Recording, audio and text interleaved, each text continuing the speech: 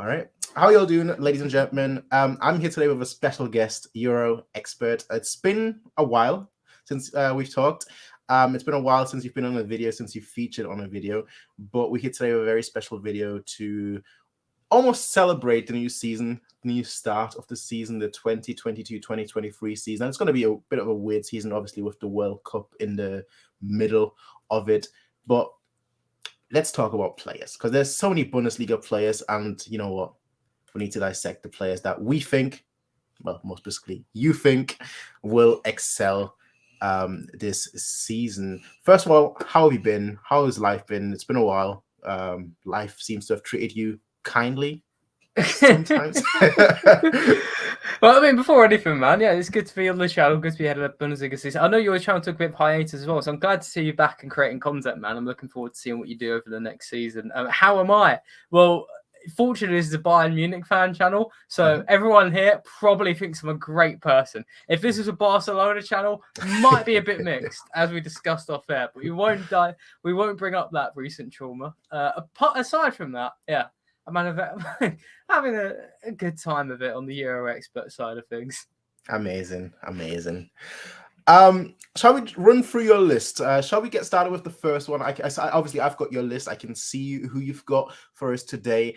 And I would just say, let's just start from the top and see how we get on. And obviously, we'll try to understand why specifically you think these players will do well, why I might think they might not do as well. But yeah, let's start with the first one. I'd say I'd let you introduce him. Yeah, well, before I go straight into him, for the people watching, I've tried to diversify this, so you're not just going to have Bayern players. One place I knew I had to go to for a player to watch next season would Bayer Leverkusen. I think their transfer business is always excellent. Yep. Players they've signed last season will probably do good this year, and this year the players they signed I'm looking forward to, and one of them is Adam Horizek from the Czech Republic. I know German football fans have, hyped this transfer up, so I guess it's not really like I'm not bringing anything new to the table for some people, but definitely the wider scope of things. I don't think many people know of Adam Horizek, and he's only 20, and he's contributed to about 40 goals over the last 2 seasons in the Czech league, which isn't total rubbish, by the way. Like, I know it's a rush rogue league, but part of what I do is making sure I try and watch highlights from all across Europe. You do get some good football over there. Lower tiers, you're looking a bit ropey, but certainly with Slavia Prague, Sparta Prague, you've got some decent teams there. And Horizek to score last season, I think it was 11 goals and making 9 assists from the 10 position. Okay, that is really exciting for his age. He's also, I think, he's played in the youth teams for the Czech Republic. I'm quite excited to see what he does. I don't know what you think. Well, as you mentioned, a lot of Bundesliga fans were very excited when Bayer Leverkusen announced that transfer, me included. The only issue I see with Bayer Leverkusen is that they've got a lot of attacking players, and so far, as of yet, I don't think they've really gotten rid of anyone. So the question really remains, is there any space for him in that team? Obviously, you've got Schick as well, who I believe signed a contract until, I want to say, 2027. Yeah. Wirtz, of course, he is out until presumably the World Cup, if not after. But once he is back, my question really is, where is he going to play? Is there going to be a space open for him in that team? Can he establish himself in that team before the likes of Wirtz come back? Because I think Wirtz, once he comes back, is a guaranteed starter on that number 10 position that you mentioned. And obviously, as a striker, it's going to really come down to a battle between him and Schick. And I don't know where he can win that one. Well, I was guessing over his Y-Scout profile earlier. And he's a versatile player who's quite tall as well. So it makes sense why he started as a striker, has moved back to the 10. It seems in Leverkusen's friendlies, it looks like they've played him off the left, which is quite interesting. And I think he's quite an agile footballer.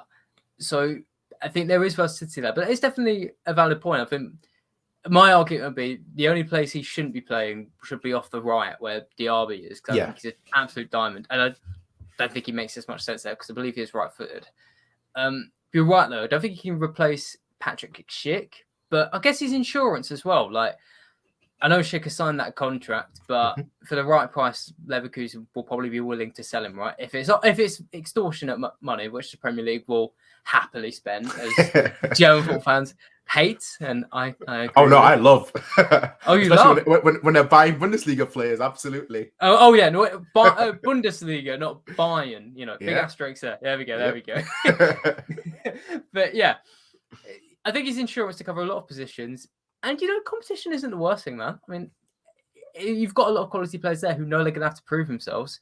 That might be the right environment for Leverkusen to succeed, and Horizek. Yeah.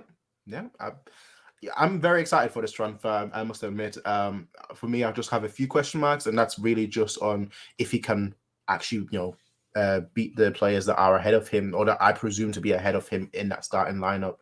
But then again, Leverkusen is a team that recycle players a lot of the time. So you got players coming in, players coming out. I think really the only one of their attackers that has been a mainstay is I want to say Bellarabi. Is he still there? I don't think he plays as much, right?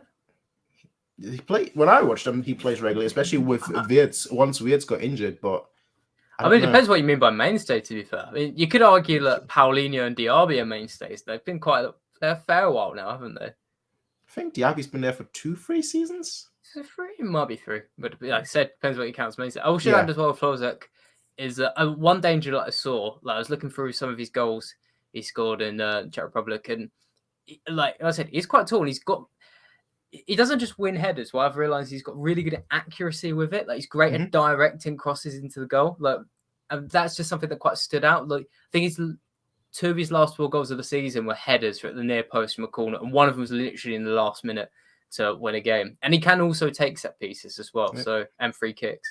So yeah, watch out for that as well. Interesting player. Guess we'll have to watch out for him in the coming season. I'm looking at your list, and the next one is very exciting to me.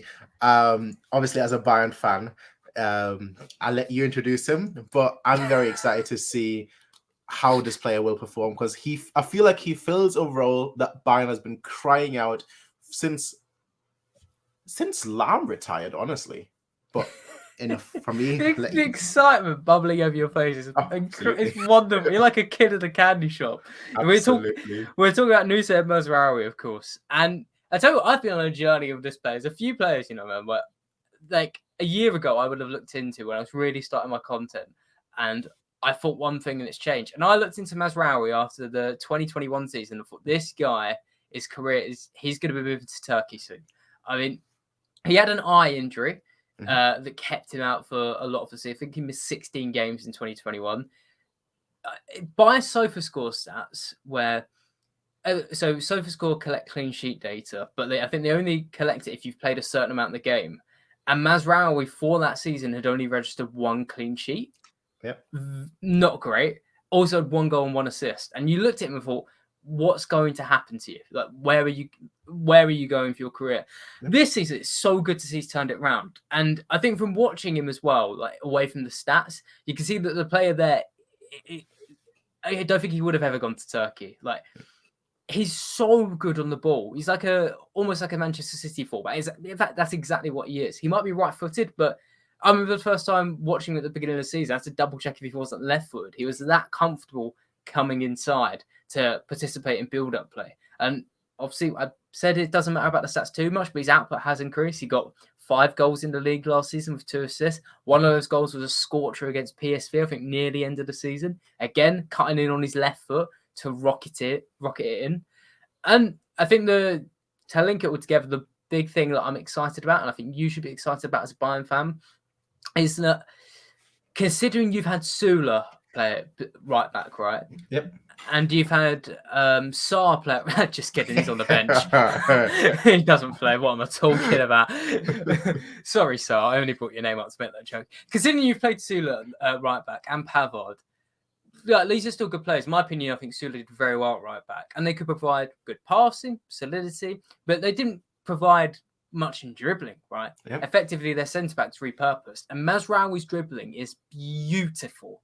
He not only complete 1.5 per 90 in the league, but you watch him and it's one of those players where it feels like he's making decisions quicker than anybody else can, always flicking the ball away from tackles, winning free kicks. That would be the number one thing I'd be excited about for Mazraoui. And sorry to monologue so long, but you probably would have asked me as well. The thing that makes him stand out this season is, like you said, you feel like you've been missing this position since Lahm left. Yep. That's what's going to make Bayern Munich a far more complete side next season. Yep, absolutely. I mean, I agree with all the points that you said.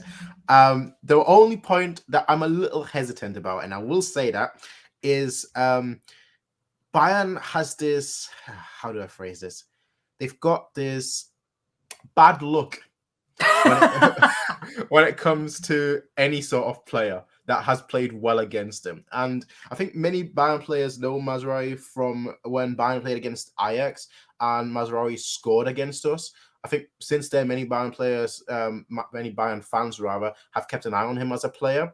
But we've historically never done well when we bought players that excelled against us. And that's why I've got a little, because you mentioned stats, but I typically don't like stats. I'm notoriously not famous, but I'm notoriously against stats because I feel like stats only paint a picture, and if a team plays a certain way, then stats can be massively inflated. And the reason I was so happy about this signing personally is I feel like Ajax, one, they play very similar to Bayern. I think that's really because of Erik ten Hag and him, formerly being a Bayern youth coach, so on and so forth. But also, two, Ajax are a team that dominate their league, and of course, it was quite close this season, but they typically dominate their league. So their players are used to that kind of expectations that Bayern will naturally have. So away from the player, the mental aspect of it, I'm very happy about. In terms of the actual player capacity, I'm also extremely happy about. And as I said, a player that we've been crying out for. So personally, I'm very happy. I'm very excited. I'm looking forward to this one personally the most.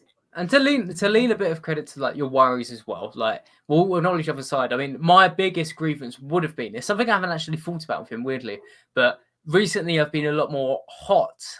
I'm not sure hot's the right word. Not in a good way on Eredivisie signings. I don't think they've adapted well at all. Calm down, it's okay. We'll get into the good part. I don't think they've adapted very well recently, especially last year in Boadu, Stengs and Marlon. I mean, you would have seen Marlon up close, particularly early in the season, have no confidence and looked like a fish out of water. Yeah.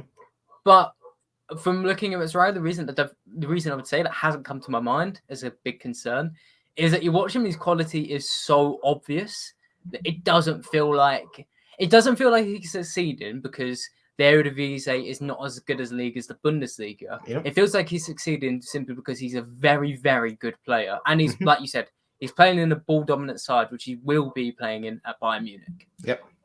No, I very much agree with your point about the Eredivisie. It's been one of my favorite leagues to watch last season. Probably, I would say the league that I watched the second most, honestly, after the Bundesliga. It goes between the Eredivisie and the Belgium league, honestly, for me, who have watched more. But I will definitely agree with your point. I think there was actually a stat that came out maybe 2 or 3 days ago of signings from the Eredivisie over the last 3 seasons, and most of them have not worked out. So that is a concern, I guess. But for me personally, not that much of a concern, if I'm being honest. Next up, interesting signing. Interesting player. Obviously, I'll let you, as always, introduce the next player on your list. I find this name very interesting for a multitude of reasons, but I guess we'll get into that. Yeah, the next one I've got on this is Salih Özcan, I believe that's right. It might be Özcan. Former German youth captain, I believe, now a Turkish international. And give a shout out, I was looking into him for the Adam Kahn's German football newsletter, which he runs every week, which is great stuff. And we broke down every Dortmund transfer. And this was the only one that he wasn't very hot on. He thought we gave a grade to each one. I think this one got the lowest grade because he looked in and he did think that there's not a lot of quality there. He's coming from Köln and there's not much experience as well. But I know you're not a stats man, but looking for him, I feel like he'll fill a good gap with which Dortmund need, which is a ball winner. This is someone who was eating up ground at Köln. He was, I think, 3rd in the squad for tackles, interceptions, penalty. Okay. Which, a good thing about stats as well. I mean, like you said, you don't like it. What I try and do as well is try and put it into perspective within the squad. For example, I mean, slight tangent, but I bet Sula last season completed about 10 progressive passes per 90, which is moving the ball 10 yards closer to goal. And you compare him to a defender from Hertha Berlin, the big leagues apart. But it's not because Sula's a much better passer. It's probably because he's playing in a ball-dominant side. So it's always good to keep it within the squad, which is why I'm saying with Ozcan, like third in the squad for tackles and interceptions per 90 shows he is one of the dominant ball winners in the squad. And he was also making 1.6 fouls per 90, which might be good for Dortmund because get caught in transition a bit easily, especially for maybe less of last season, but the season before when I was watching them a bit more, like they were dominating the ball and they just get done like that, win the ball and the other team instantly go up the pitch. So having someone who can be a bit more like a Fernandinho and stop play, I think that'd be quite beneficial. And he's only 5.3 million euros. 24 years old. I think it's good business and I think he'll do fine. But you might have seen a bit more of him. What do you think before I'd go into what I think might be a weakness? Well, for me, what stands out is I don't know where he'll fit in at Dortmund. You mentioned it very, well. Dortmund, I feel like they are, besides Bayern, the team that gets caught the most on transition. I would say Bayern probably gets caught more in transition than Dortmund, but Dortmund, I don't think they kept a clean sheet last season in general. I like that's how bad it was. And every time I watched them, I did think you just need someone that gets that yellow, that just picks up a card, that just slows up and stops the play. And I could see him work out well in that sort of role. But my issue is just I think he lacks quality. This outside of the defensive side of things, and I don't think Dortmund is a team that necessarily want a player that is not a specialist in one area, but more so a player that is able to do a little bit of like a jack of all trades, but also has that one thing that they can fall back on when the chips are down. And I don't think he really is a jack of all trades, but I think he's more of a specialist, and I think that's not really what Dortmund are after. Yeah, no, I do hear that, and I think like to touch on the quality, something that I will 100% criticize him on is his passing. I think he doesn't attempt many progressive passes per 90, like in the stats, but like you just need to watch him quite often last season and see whenever he tried to make a pass that's going over 25 yards, like 50% of the time it was failing. Yeah. That's not from his long ball stats. It's just from what it feels like watching him. It always got overhit or it went out of play. And like you said, he won't be able to offer that side of the game.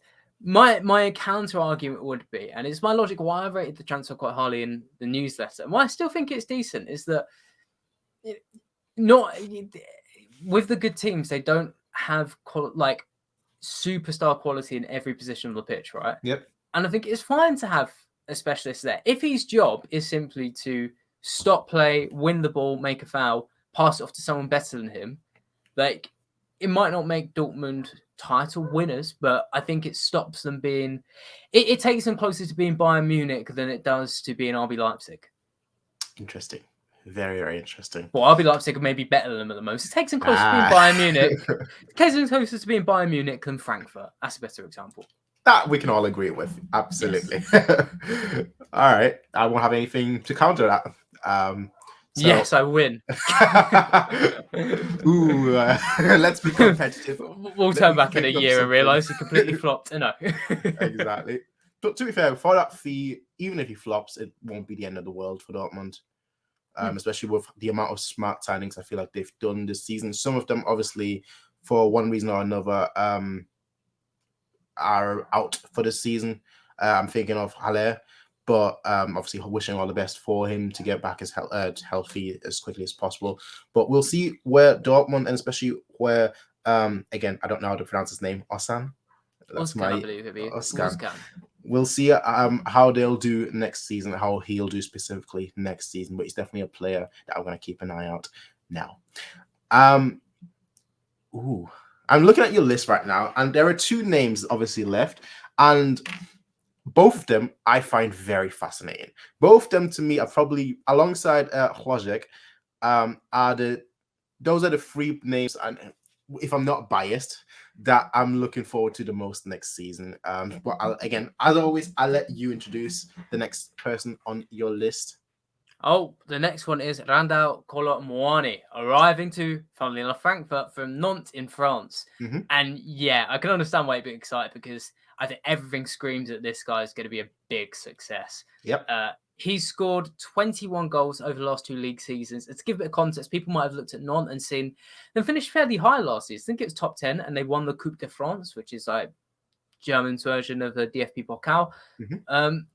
So they might look at that and think, it's decent output, but really, Nantes are a very counter-attacking side. They've been under the coaching of Kumbare, who's like quite an old school.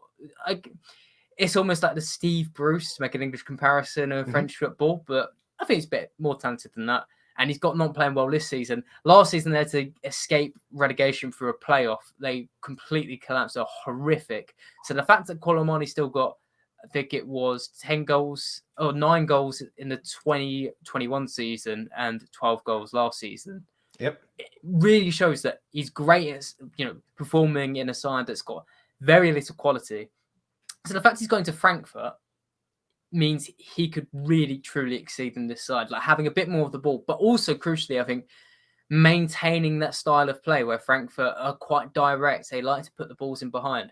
Yep. And Colomani's 6'2". He's someone who can shrug players off. And also, I think his biggest asset is his dribbling. I remember 2 seasons ago, against Pochettino's PSG, he tore them apart when they won 2-0. I think he might have even scored both goals. Definitely scored one at least.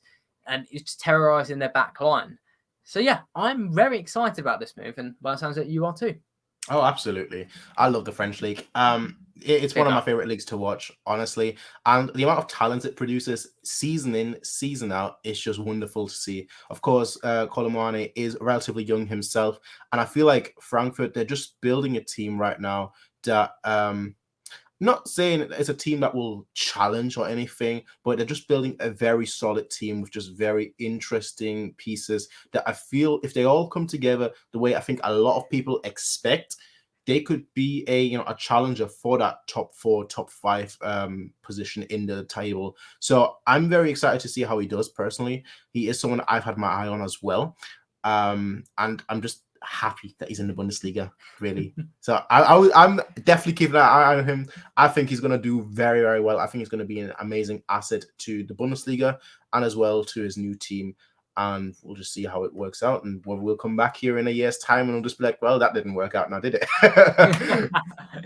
I do expect him to score at least 10 goals or so. I mean, to give an example, I think last season he outperformed his non-penalty expected goals, which is a measure of the quality of chance that's not a penalty, by 2.1. And the year before, he just underperformed it. So it shows that it's not like he's been very fluky. Like, he's scoring goals from good positions, and he should get more of those good positions at Frankfurt.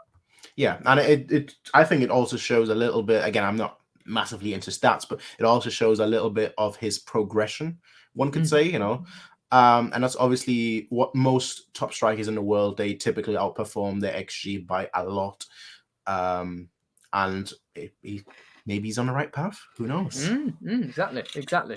But yeah, your next and final player, based on what I can see, also a very interesting player that I will let you introduce once more. Yes, before we touch on him, I mean, typical top 5 fashion. I'll give you a couple of honourable mentions. I think Graben Birch could be very fun if he gets the game time at Bayern Munich. Yeah, I think he will. I think he's going to be a starter, and I think by the end of because I've said this before, I don't trust Leon Goretzka. Unfortunately, I think he just gets injured too often, and Sabitzer, while he's had a few good games in preseason, I don't trust him in the long term either. I think Graben Birch is going to end the season with 7 goals, 5 assists. Lovely stuff. 20 games. Stuff. Well, I mean, I've made you smile. I'll make you frown as well. I think Süle will be I think he could be their best signing. Borussia Dortmund. I think that's incredible business. Yeah, I think he'd be the best one. Better than Schlotterbeck. Yeah. Yeah. Ooh. I know that's quite controversial, but I really rate Süle. I think he's a little underrated, in my opinion. But you probably know better than me, so maybe I should go and look at it a bit more. But no, I like him a lot, to be fair. I just there are a lot of factors of why he doesn't why I can't see him excel. And the list would be an hour long if I were to fully go through it. But I think Schlotterbeck is I think he is the jewel. Yeah, that's fair enough, man. That's fair enough. Well, other people might describe as a jewel, the Portuguese jewel, would be Thiago Tommash, who is in his full season now on loan at Stuttgart. I know he joined in January on loan and he scored 4 goals, helped keep them up. And I mean, we just touched on non-penalty expected goals per 90, adjusted per 90 minutes.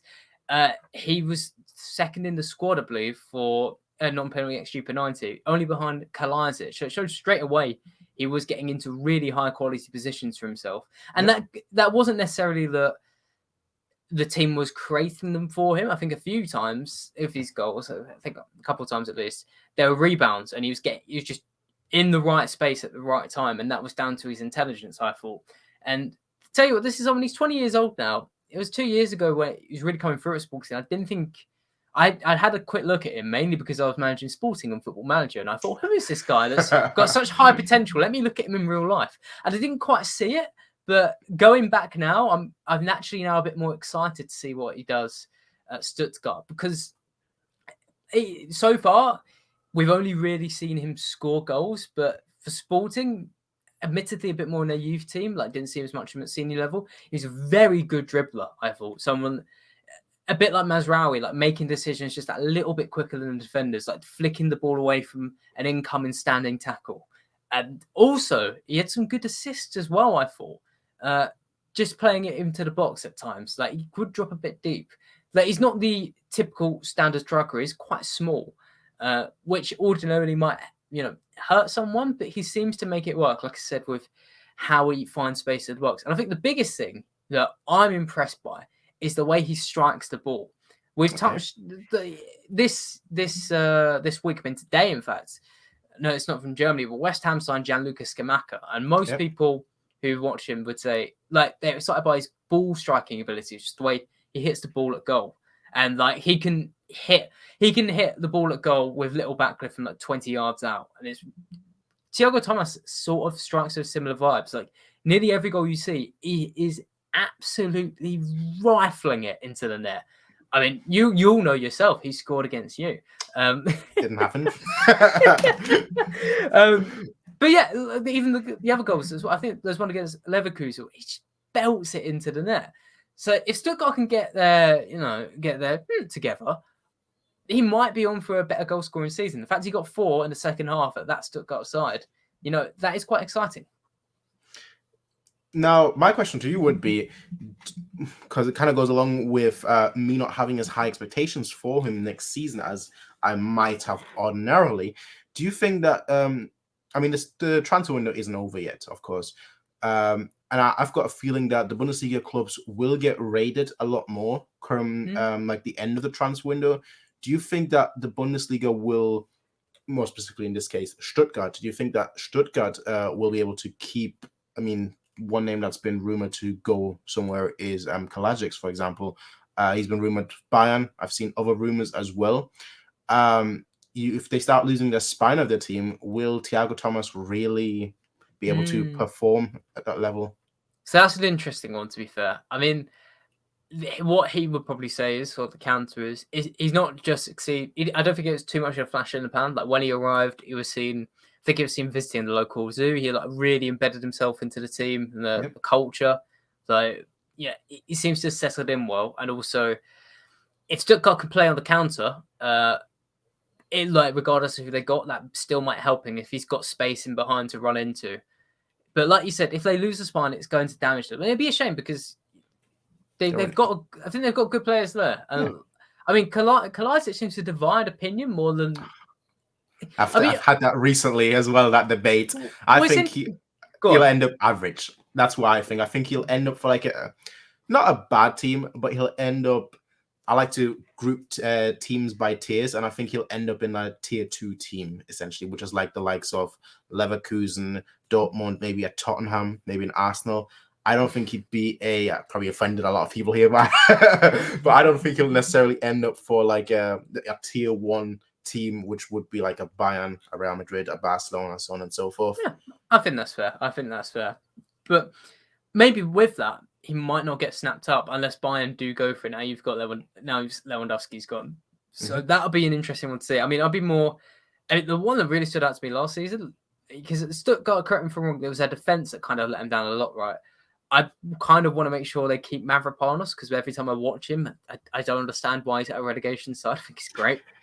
So they can lock down the defense, and the club doesn't sink into the water like Schalke did. Then I think the environment is still there for Tommash to succeed. Okay. Now, I'm going to ask you one last question. Well, maybe, who knows if it's that last question, but I'm going to ask you one key question. Out of those 5 players that you mentioned, which one do you think will do the best? Do I take the easy answer or the hard one? Yeah, I've had enough stress today. I've had enough stress. I'm gonna go easy. A bit in fairness, I do believe this anyway. It's Mazraoui, I think. Even though Özcan and Colomwani are coming from a top 5 league, and Tommash already has experience in the Bundesliga to show, I really believe in Mazraoui. Especially since the way he's turned his career around. Like, he had that eye injury that kept him up for 16 games, and he had so many knocks as well that he really didn't look like he was going to get back into the Ajax team. Yeah. And to show the quality he did, and from what I've seen, I just think there's so much talent there. And like you said, Bayern have been crying out for a natural right back. Now they've got it. I think the ingredients are there for him to be the best player on this list next season. Maybe in future, I'd go with Horizek. You know what? I agree. Definitely. There we go. I agree. There we go. One thing that we can definitely agree on, that this list is interesting. Very, very interesting. My list would have looked a little bit different. I think I would have gone up with a lot more established players, to be fair. But I do like your mix of, I mean, I wouldn't say old players, but there are a lot of youngish players in their 20s. Mazraoui is probably the oldest one looking at this. Actually, he's not that old either. He's like 24. So I think, Mazraoui and Özcan were the joint oldest, 24 each. So it's a relatively young list, which is always interesting because I like watching leagues, especially personally. I like watching the Eredivisie and the Belgium league, especially for these young players. So that's what I'm the most interested for next season. With that said, where can people find more of you? Oh, they can find me at TikTok and at Twitter at EuroX. But if you go to my Twitter, you find everyone on the platform, especially Barcelona fans, really talking positively about me. So be sure to search that up. You'll absolutely love it. Jokes aside, if you have any questions or just want to talk about football, feel free to message me online, DM me, and I'll always try and get back to absolutely everyone, no matter what you say. So, any questions about this in particular, why I thought a certain thing, hit me up and I'll reply back to you. Awesome. Amazing. Always a pleasure to have you on here. Last time, unfortunately, it brought bad news and bad luck because the last time it was the PSG video that we did. So that didn't work out well. Let's see whether these 5 players that you named this time will work out well, will work out splendidly. But with that said, ladies and gentlemen, thank you all for watching. As always, be sure to rate, comment, favorite, and subscribe. The good stuff, the bad stuff, the evil stuff, the nice stuff. And we'll see you all next time. Peace out and bye.